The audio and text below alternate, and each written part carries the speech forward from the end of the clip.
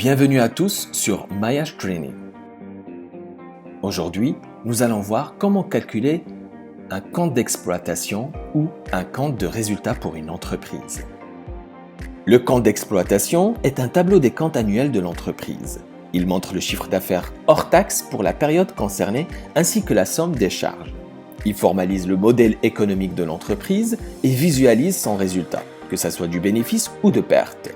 Le compte d'exploitation est un tableau de référence qui permet à l'administration fiscale de calculer le montant d'impôts à payer.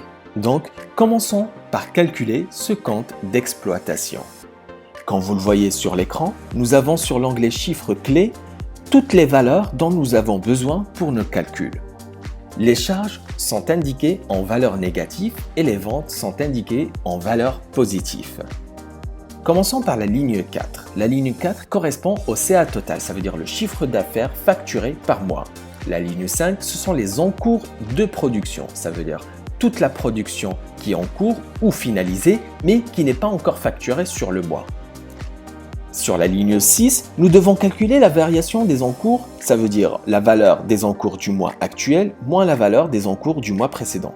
Parce que la valeur des encours du mois précédent a été facturée sur le mois actuel, mais elle est comptabilisée dans le compte d'exploitation sur le mois précédent. Nous avons ensuite les salaires et charges productives du personnel productif, les frais de déplacement productif, les charges intérimaires. Ensuite, sur la ligne 14, nous avons les achats de matières premières et la ligne 15, nous avons la valeur de notre stock de matières premières. Donc sur la ligne 16, nous devons calculer aussi la variation de stock qui veut dire le stock du mois actuel moins le stock du mois précédent. Et sur la ligne 17, nous avons la valeur de la consommation de notre matière première. Ça veut dire la variation de notre stock moins les achats. Nous avons ensuite les achats consommables, l'inventaire des consommables et nous allons faire le même exercice. Nous devons calculer la variation de stock des consommables et la valeur de la consommation de notre consommable.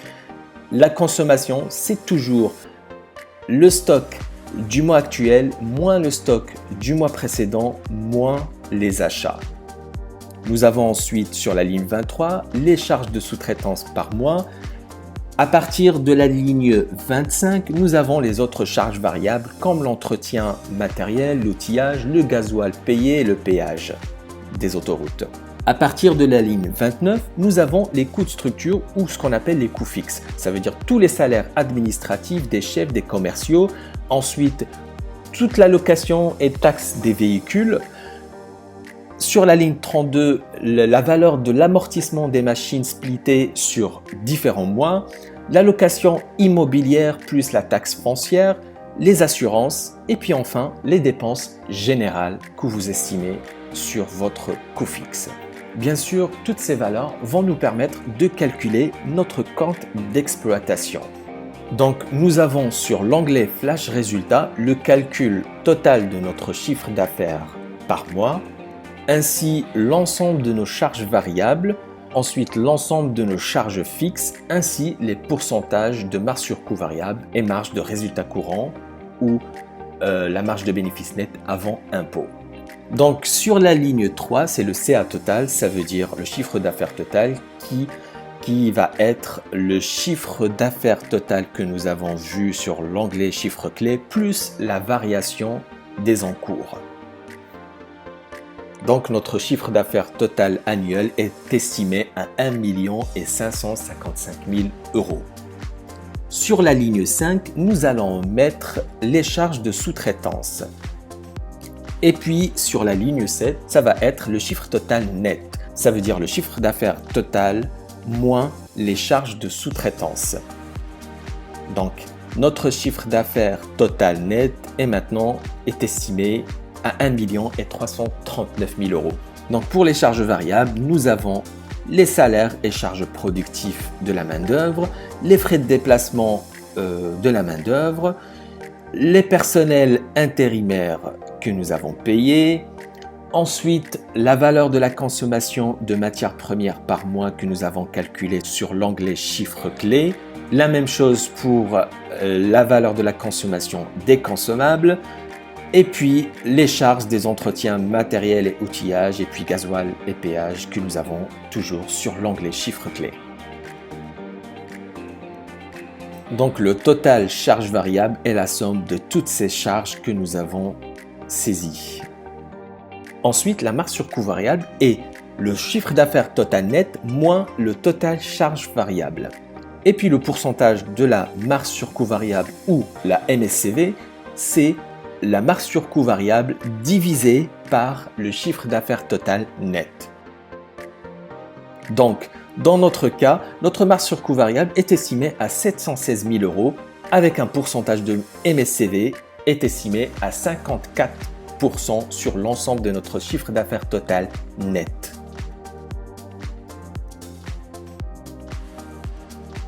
Ensuite, nous devons mettre les frais fixes, ça veut dire les salaires administratifs, la valeur de la location et taxes des véhicules, la valeur de l'amortissement machine splitté sur différents mois, la location immobilière incluant la taxe foncière, etc. Les assurances que nous payons tous les mois et puis les dépenses générales que vous estimez sur l'ensemble de votre activité. Et puis le résultat courant ou la marge de bénéfice net avant impôt égale la marge sur coût variable moins le total des frais fixes. Et bien sûr, le pourcentage du résultat courant, c'est le résultat courant divisé par le chiffre d'affaires total net.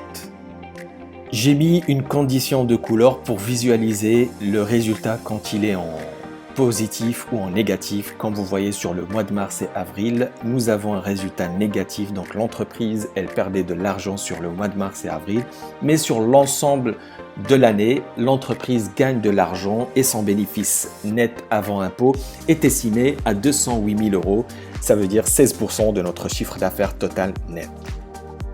Donc nous avons ici sur notre compte d'exploitation notre chiffre d'affaires total, notre marge sur coût variable, les charges variables, la valeur des charges variables, la valeur des coûts fixes et puis notre résultat courant avant impôt.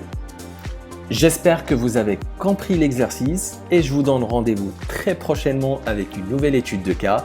D'ici là, je vous demande de rejoindre la chaîne YouTube Maillage Training et surtout n'oubliez pas de partager et liker la vidéo. À très bientôt.